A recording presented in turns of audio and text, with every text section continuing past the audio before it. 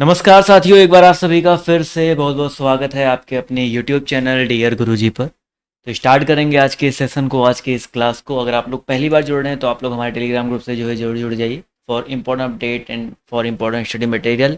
Instagram पे जो है फॉलो कर लीजिएगा। इसके अलावा साथियों, अगर आपने अभी तक हमारा जो ऐप है डियर गुरुजी ऑफिशियल ऐप नहीं डाउनलोड किया है तो आप लोग इसको जो है ज़रूर डाउनलोड कर लें। बहुत सारी जो इंपॉर्टेंट चीज़ें आपको यहाँ पर देखने को मिलने वाली है। आज का पहला क्वेश्चन देखिए आपके सामने, यहाँ पर ये रहा। क्वेश्चन विजुअल है, बहुत ही बढ़िया क्वेश्चन है और जवाब जो देने का प्रयास करिएगा। निम्नलिखित में से भाई किस नदी का उद्गम जो आपका भारत में के बाहर है? भाई भारत के बाहर पूछा गया किसका उद्गम है, तो यहाँ पर ब्रह्मपुत्र नदी है, गंगा है, यमुना है, नर्मदा है। तो आप सभी को पता है ब्रह्मपुत्र नदी, ठीक है। ब्रह्मपुत्र नदी की अगर हम बात करते हैं तो इसका जो उद्गम है बेसिकली आपका तिब्बत के दक्षिण में मानसरोवर के निकट जो है चेम युंग दुंग जो नामक स्थान है वहाँ से हुआ है। तो ऑप्शन नंबर साथियों ए वाला जो है यहाँ पर करेक्ट हो जाएगा। जबकि गंगा की बात करते हैं, यमुना की बात करते हैं, नर्मदा की बात करते हैं तो इनका उद्गम स्थल जो है आपका भारत में ही होता है, ठीक है। चलिए अगला क्वेश्चन देखिए आपसे यहाँ पर क्या पूछा गया है, ध्यान से देखिएगा। इग्लू क्या है भाई? व्हाट इज इग्लू? इसका जवाब जो देते हुए चलेंगे भाई, इग्लू क्या है? तो इग्लू की अगर हम बात करते हैं तो काला हांडी खानाबदोश द्वारा शिकार किया जाने वाला एक प्रकार का पशु। तो सभी को पता है इस इग्लू क्या है। इग्लू बेसिकली आपका होता है गुंबद के आकार का एक घर या झोपड़ी होता है जो कठोर बर्फ की सिल्ली से बनाया जाता है, जिसमें एस्किमो रहते हैं, ठीक है। कौन रहते हैं भाई? एस्किमो रहते हैं। तो जितने लोगों ने यहाँ पर साथियों जवाब दिया सी वाला, वो लोग यहाँ पर बिल्कुल करेक्ट हो जाएंगे। चंबल नदी जो है किन राज्यों से होकर के बहता है भाई? चंबल नदी जो है आपका किन राज्यों से होकर के बहता है? सभी लोग बताते हुए चलिएगा। इस प्रश्न का जो सही उत्तर आपका क्या हो जाएगा, देखते हैं कितने लोग यहाँ पर जो है सही जवाब देते हैं।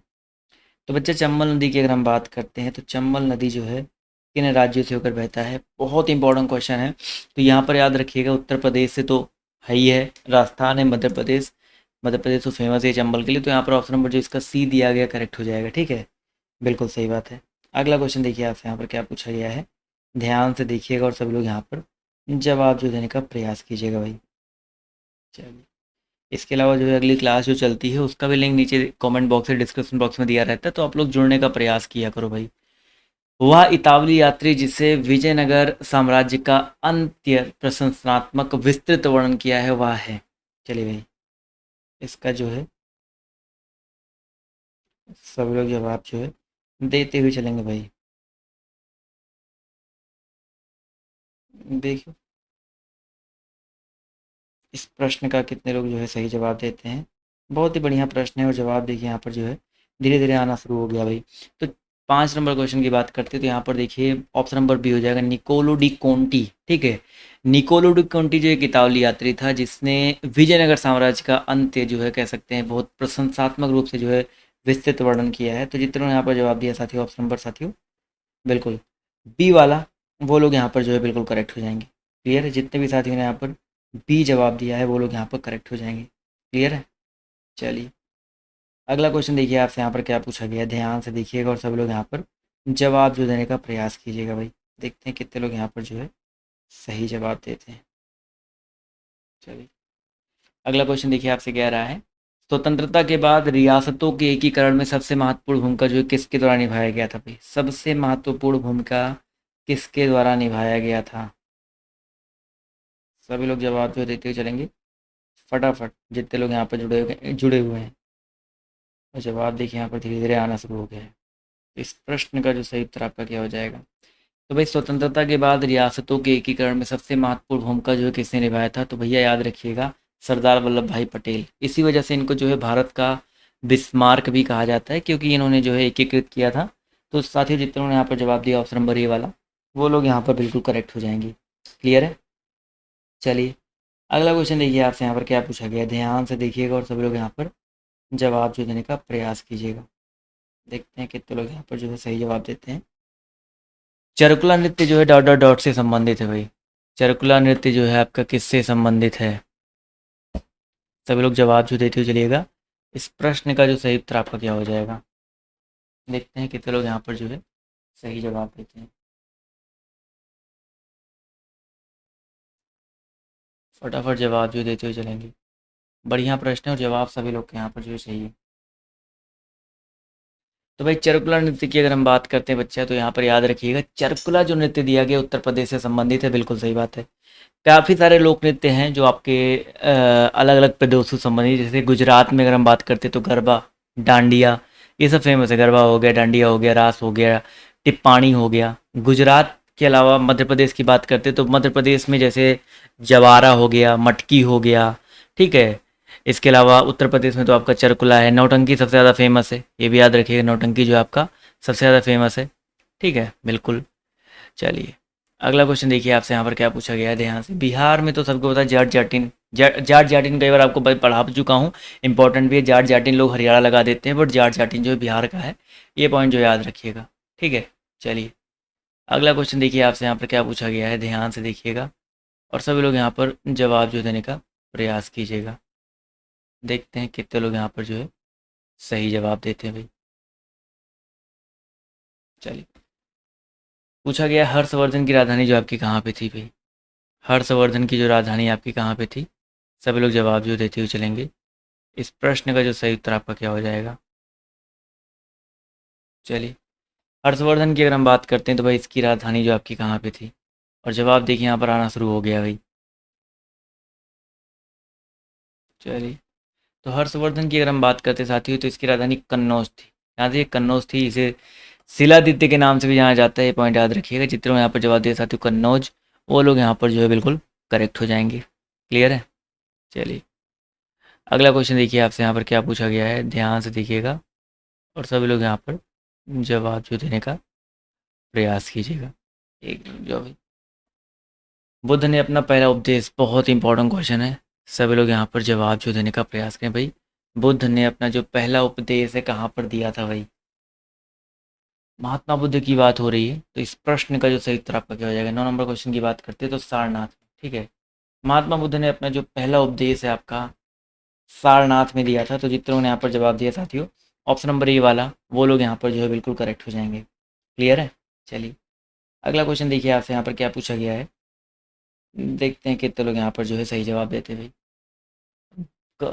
कंप्यूटर की स्मृति का मापन जो है किया जाता है भाई।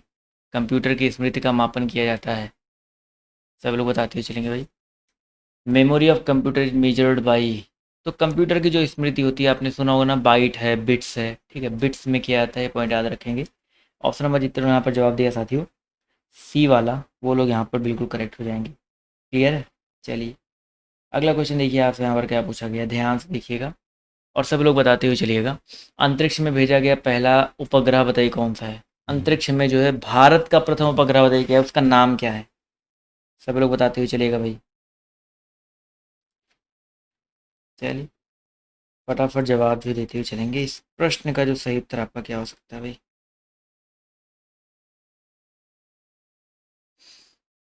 देखते हैं कितने लोग यहाँ पर जो है सही जवाब देते हैं। तो अगर हम बात करते हैं भाई यहाँ पर अंतरिक्ष में भेजा गया जो भारत का पहला उपग्रह है, तो आपका कौन सा हो जाएगा। तो क्वेश्चन नंबर 11 का जो सही उत्तर आपको हो जाएगा आर्यभट्ट। उसका नाम जो है आर्यभट्ट रखा गया था। तो ऑप्शन नंबर सी साथियों जो है याद रखिएगा, ठीक है। जितने भी साथियों ने यहाँ पर सी जवाब दिया है, वो लोग यहाँ पर जो है बिल्कुल करेक्ट हो जाएंगे। चलिए अगला क्वेश्चन देखिए आपसे यहाँ पर क्या पूछा गया है, ध्यान से देखिएगा और सभी लोग यहाँ पर जवाब जो देने का प्रयास कीजिएगा भाई। चलिए अगला क्वेश्चन देखिए आपसे यहाँ पर क्या पूछा गया है, ध्यान से देखेंगे। जीवाश्म में जो है किस प्रकार का, किस सेल में पाया जाता है भाई। चलिए इसका जो सही उत्तर आपका क्या हो जाएगा। जीवाश्म की अगर हम बात करते हैं तो किस प्रकार के सेल में जो आपका पाया जाता है। क्वेश्चन नंबर 12 है, जवाब जो देते हुए चलेगा भाई। 12 नंबर क्वेश्चन की अगर हम बात करते हैं तो ऑप्शन नंबर बी साथियों, परतदार सेल, ठीक है। जीवाश्म जो आपका परतदार सेल के रूप में पाया जाता है, तो ऑप्शन नंबर बी यहाँ पर जो है करेक्ट हो जाएगा, ठीक। अगला क्वेश्चन आपका कह रहा है कि वायुमंडल में कौन सी गैस जो है ज़्यादा होती है भाई। वायुमंडल में जो आपकी कौन सी गैस जो है ज़्यादा होती है, सभी लोग बताते हुए चलिएगा। इसका जो सही उत्तर आपका क्या हो जाएगा। वायुमंडल की अगर हम बात करते हैं भाई यहाँ पर कौन सी गैस जो आपकी ज़्यादा होती है, तो 13 नंबर क्वेश्चन का जो सही उत्तर आपका हो जाएगा ऑप्शन नंबर सी वाला भाई, नाइट्रोजन। पढ़ाया जा चुका है भाई, नाइट्रोजन जो आपका 78.09% होता है ऑक्सीजन 20.9% के आसपास होता है। आर्गन और कार्बन डाइऑक्साइड, नियॉन, हाइड्रोजन, ये सब जो बचा हुआ है ये सब मिला जुला करके होते हैं। तो ऑप्शन नंबर साथ यहाँ पर सी वाला जो है करेक्ट हो जाएगा। कौन सी हवा वर्ष में 2 बार अपनी दिशा परिवर्तित करती है भाई? कौन सी हवा जो है वर्ष में 2 बार अपनी दिशा जो है आपकी परिवर्तित करती है? व्यापारिक, पछुआ, मानसून या ध्रुवीय? तो बच्चा याद रखिएगा इसका जो सही उत्तर आपका क्या हो जाएगा। वीडियो को शेयर करते रहो भाई, लाइक और शेयर जो है करना मत भूलिएगा। तो मानसून हवा याद रखिएगा, मानसून हवा जो है वर्ष में 2 बार अपनी दिशा परिवर्तित करती है। तो ऑप्शन नंबर सी वाला साथियों यहाँ पर करेक्ट हो जाएगा। अगला क्वेश्चन है, ज्वार भाटा की उत्पत्ति का जो रीजन है आपका क्या है भाई? ज्वार भाटा की उत्पत्ति का कारण बताइए क्या है भाई? The reason for the origin of tides.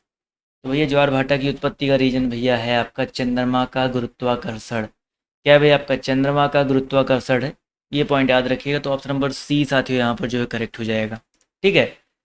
Gobi, Kalahari, Atacama, सहारा, ये सब बताइए क्या है भाई? नाम से एक नाम तो सहारा का नाम सबने सुना ही होगा भाई। ये सारे के सारे क्या है भाई?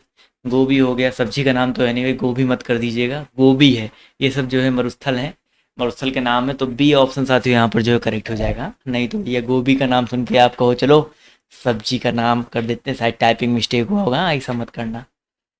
अगला क्वेश्चन आपका यहाँ पर, जैन धर्म के 23वें तीर्थकर बताइए कौन थे भाई? 24वें सभी को पता है, महावीर स्वामी जी थे। 23वें तीर्थकर की हम बात करते हैं तो पार्श्वनाथ थे। ठीक है, पार्श्वनाथ जो आपके 23वें तीर्थकर थे। तो ऑप्शन नंबर साथियों यहाँ पर जो सी दिया गया यहाँ पर करेक्ट हो जाएगा। बिल्कुल सही बात है। अगला क्वेश्चन देखिए आपसे यहाँ पर क्या पूछा गया है कि भैया निम्नलिखित में से कौन सी नदी डेल्टा नहीं बनाती है भाई? डेल्टा नहीं बनाती है, सब लोग बताते हुए चलिएगा। कौन सी नदी जो आपकी डेल्टा नहीं बनाती है? चलिए भाई 18 नंबर क्वेश्चन की हम बात करते हैं। तो इसका जो सही उत्तर आपका क्या हो जाएगा? Option number B. देखो भाई, नर्मदा नदी जो है डेल्टा नहीं बनाती है। नर्मदा नदी जो है आपका डेल्टा नहीं बनाता है, क्योंकि ये जो है आपका अरब सागर में गिरता है। डेल्टा का निर्माण जो है गंगा, महानदी, कावेरी जो आपकी बंगाल खाड़ी में गिरती है वो बनाती है। तो ऑप्शन नंबर साथियों बी वो जो यहाँ पर करेक्ट हो जाएगा।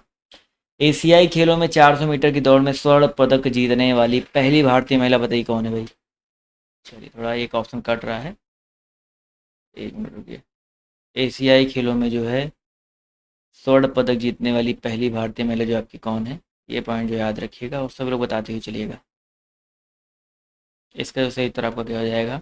तो भाई 400 मीटर दौड़, दौड़ की अगर हम बात करते हैं तो यहाँ पर देखिए पीटी उषा का नाम आता है। बट 400 मीटर दौड़ में एशियाई पूछा गया, एशियाई खेलों में, तो कमलजीत संधू याद रखिएगा। ठीक है, 1970 ईस्वी में ये जो है बेसिकली इन्होंने जीता था, 1970 में कमलजीत सिंधु ने। तो ऑप्शन नंबर साथियों सी जो दिया गया यहाँ पर जो है करेक्ट हो जाएगा। स्वर्ण पदक जीत करके जो भारत की पहली महिला खिलाड़ी का सौभाग्य प्राप्त किया था, पंजाब राज्य की जो है आपकी निवासी थी।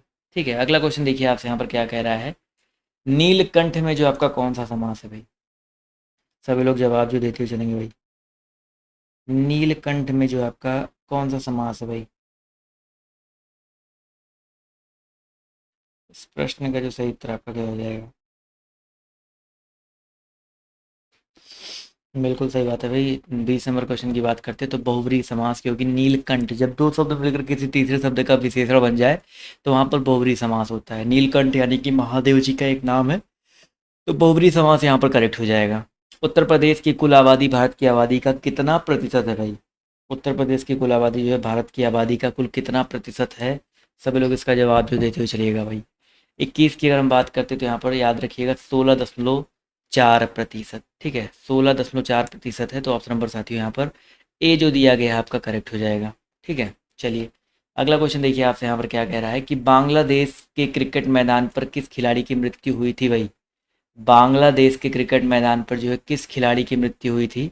तो भैया यहाँ पर याद रखिएगा सुभाष गुप्ता, लाला अमरनाथ, रमन लांबा। बिल्कुल सही बात है, रमन लांबा एक भारतीय क्रिकेटर थे जिनका जन्म जो है 1960 में जो है मेरठ में हुआ था। और इनकी मृत्यु जो है उस समय हो गई थी जब ये बेसिकली बंग बंधु स्टेडियम में जो है एक क्रिकेट क्लब मैच खेल रहे थे और शॉर्ट लेग पर जो बिना हेलमेट का के जो है क्षेत्र रक्षण कर रहे थे और बॉल आकर के लग गई थी इनके सर में। तो यहाँ पर याद रखिएगा ऑप्शन नंबर डी जो है करेक्ट हो जाएगा।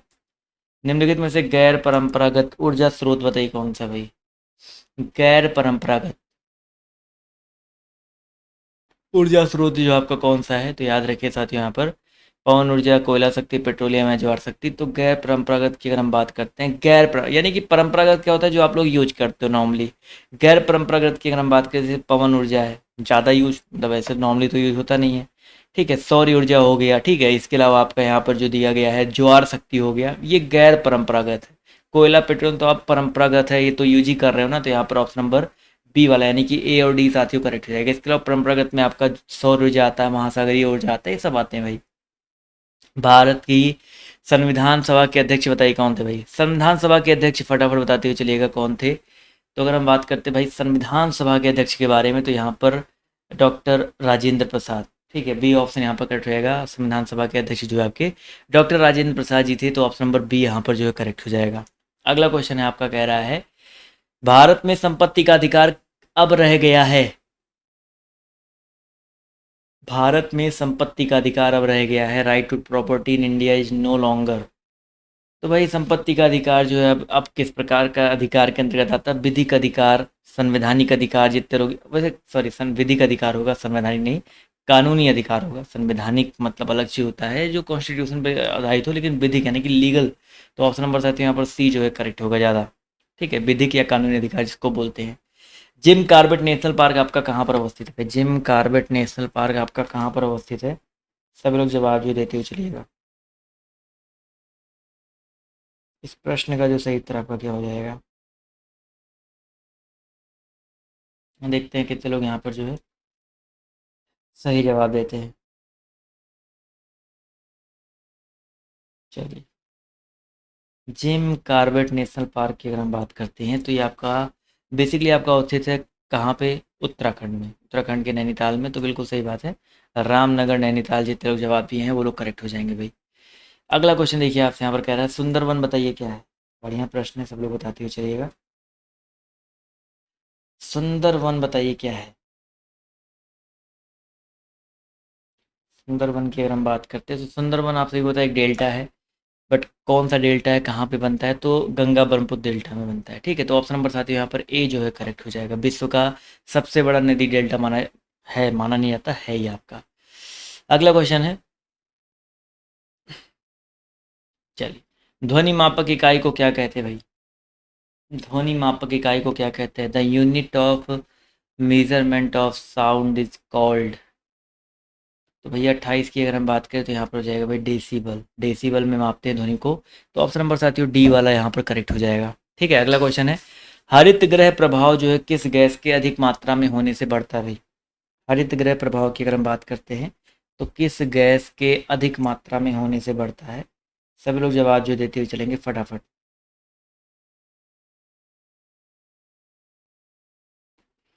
जवाब देखिए यहाँ पर जो है आपका आना शुरू हो गया भाई। यहाँ पर जो सही उत्तर आपका 29 का जो सही उत्तर आपका हो जाएगा कार्बन डाइऑक्साइड, ठीक है। जितने लोग यहाँ पर जवाब दिया कार्बन डाइऑक्साइड, तो ऑप्शन नंबर ए साथ ही यहाँ पर जो है करेक्ट हो जाएगा। ताजमहल बदरंग क्यों हो रहा है भाई? ताजमहल जो आपका बदरंग क्यों हो रहा है? फटाफट जवाब जो देते चलेंगे भाई। ताजमहल की अगर हम बात करते हैं, तो इसका रीजन है अम्लीय वर्षा, ठीक है। अम्लीय वर्षा है, वायु प्रदूषण का जो है सल्फर डाइऑक्साइड और नाइट्रिक ऑक्साइड वायुमंडल पहुंच करके जो है अ, कह सकते हैं जल के साथ रासायनिक प्रक्रिया करके जो सल्फ्यूरिक अम्ल और नाइट्रिक अम्ल बन करके जो वर्षा के साथ गिरते हैं, जिसे हम लोग अम्ल वर्षा कहते हैं। तो यहाँ पर ऑप्शन नंबर साथियों डी वाला जो है करेक्ट हो जाएगा। चलिए, अंटार्कटिका जाने वाले प्रथम भारतीय दल के प्रभारी कौन थे भाई? अंटार्कटिका जाने वाले प्रथम भारतीय दल के जो आपके प्रभारी है कौन थे? सब लोग बताते हुए चलिएगा। इस प्रश्न का जो सही उत्तर आपका क्या हो जाएगा?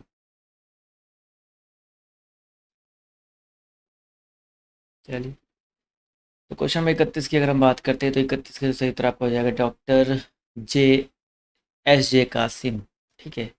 तो ऑप्शन नंबर बी साथियों करेक्ट हो जाएगा, ठीक है। अगला क्वेश्चन है, निम्नलिखित में से कौन संघनन नहीं है भाई? ओस, कोहरा, धुआं, धुंध, पाला, मेघ, वर्षा। संघनन यहाँ पर बताना है कौन सा नहीं है, तो धुआं की बात करते हैं भाई। बिल्कुल सही बात है भाई। धुआं जो आपका एक कोलाइड होता है जो हवा में उपस्थित ठोस द्रव गैस के करोड़ से बना होता है। धुआं तब निकलता है जब कोई पदार्थ जलता है, ठीक है। संघनन से नहीं होता है, तो यहाँ पर ऑप्शन नंबर सी साथियों करेक्ट हो जाएगा, ठीक है। निम्नलिखित में से उष्ण कटिबंधीय क्षेत्र बताइए कौन सा है भाई। उष्ण कटिबंधीय क्षेत्रों की बात हो रही है, यहाँ पर कौन सा है। तो सभी लोग यहाँ पर जवाब जो देते चलेंगे। तो 33 का जो सही उत्तर आपका हो जाएगा कर्क रेखा से मकर रेखा के मध्य। ठीक है, कर्क रेखा से लेकर मकर रेखा के मध्य का जो क्षेत्र है आपका उष्ण कटिबंधीय क्षेत्र कहलाता है। तो सी ऑप्शन यहाँ पर जो है करेक्ट हो जाएगा। ठीक है, अगला क्वेश्चन है, उपकार को याद रखने वाला व्यक्ति क्या कहलाता है भाई। उपकार को याद रखने वाला व्यक्ति क्या कहलाता है।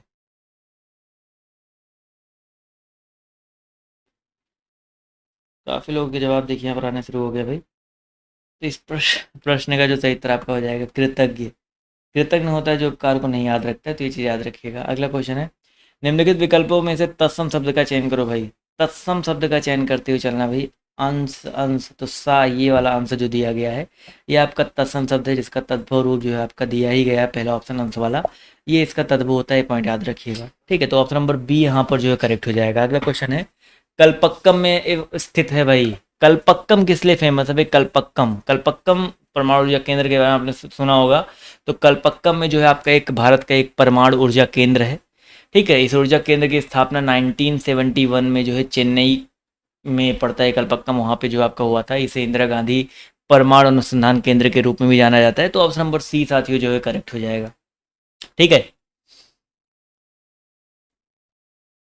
अपने मुंह मियाँ मिट्ठू बनना, इसका अर्थ बताइए क्या भाई। अपने मुंह मियाँ मिट्ठू बनना यानी कि भैया ऑब्वियस सी बात है, अपनी प्रशंसा स्वयं करना। आज के समय में बनो भाई, कोई दिक्कत वाली बात नहीं है, लोग तो बुराइयां ही करते हैं आपकी। तो अपने मुंह मियाँ मिट्ठू बनने का अर्थ होता है अपनी प्रशंसा स्वयं करना। तो ऑप्शन नंबर साथियों यहाँ पर जो ए दिया गया है ये बच्चा बिल्कुल करेक्ट हो जाएगा। अगला क्वेश्चन है, राज्यसभा की सदस्य अवधि जो आपकी होती है, द टर्म ऑफ राज्यसभा, यानी कि राज्यसभा की जो सदस्य की अवधि होती है, कार्यकाल होता है, कितना होता है। तो बच्चा याद रखिएगा, राज्यसभा में 6 वर्ष होता है। ठीक है, 5 वर्ष नहीं होता, लोकसभा में 5 वर्ष होता है, ये चीज़ याद रखिएगा। और राज्यसभा के सदस्यों की संख्या अधिक से अधिक जो आपकी कितनी हो सकती है, 250 हो सकती है। राज्यसभा एक स्थायी सदन होता है जिसे कभी भंग नहीं किया जा सकता है। ठीक है, इसके 1/3 सदस्य जो है प्रति 2 वर्ष बाद जो रिटायर्ड होते रहते हैं। और इसके अलावा साथियों याद रखिएगा, इसके लिए न्यूनतम एज जो है राज्यसभा का सदस्य बनने के लिए 30 वर्ष होता है, और लोकसभा के लिए जो है 25 वर्ष होता है। ये पॉइंट याद रखिएगा। ठीक है, देश में जो आपका पूछा गया है, मुद्रा की आपूर्ति को नियंत्रित करता है। देश में मुद्रा की आपूर्ति को जो है कौन नियंत्रित करता है। तो बिल्कुल सही बात है भाई, देश का जो बैंक है भारतीय रिजर्व बैंक, ये जो है बेसिकली मुद्रा का लेन देन, बैंक नोटों का निर्गम को नियंत्रण करना। ठीक है, नई मुद्रा को जारी करना, उसका विनिमय करना, परिचालन योग्य न रहने पर उन्हें नष्ट करना, ये रिजर्व बैंक का जो है प्रमुख कार्य है। तो यहाँ पर ऑप्शन नंबर साथियों ए वाला जो दिया गया है करेक्ट हो जाएगा। मगध साम्राज्य का अंतिम शासक बताइए कौन था भाई। मगध साम्राज्य का अंतिम शासक जो आपका कौन था। तो भैया याद रखिएगा, मगध साम्राज्य के अंतिम शासक की बात करते तो उदयन थे। ठीक है, उदयन, उदयन जो है अजात शत्रु का उत्तराधिकारी बना। पाटलिपुत्र की नींव भी इसी ने रखी, और राजधानी को जो है राजगृह से पाटलिपुत्र जो इसी ने स्थानांतरित किया था। ठीक है, और कह सकते हैं हर्यक वंश का जो अंतिम शासक उदयन का पुत्र कौन था भाई, नागदशक थे, भी याद रखिएगा। तो ऑप्शन नंबर साथियों यहाँ पर जो सी दिया गया है बिल्कुल करेक्ट हो जाएगा। ठीक है, तो ये रहे साथियों आज के कुछ इंपॉर्टेंट क्वेश्चन। लेकिन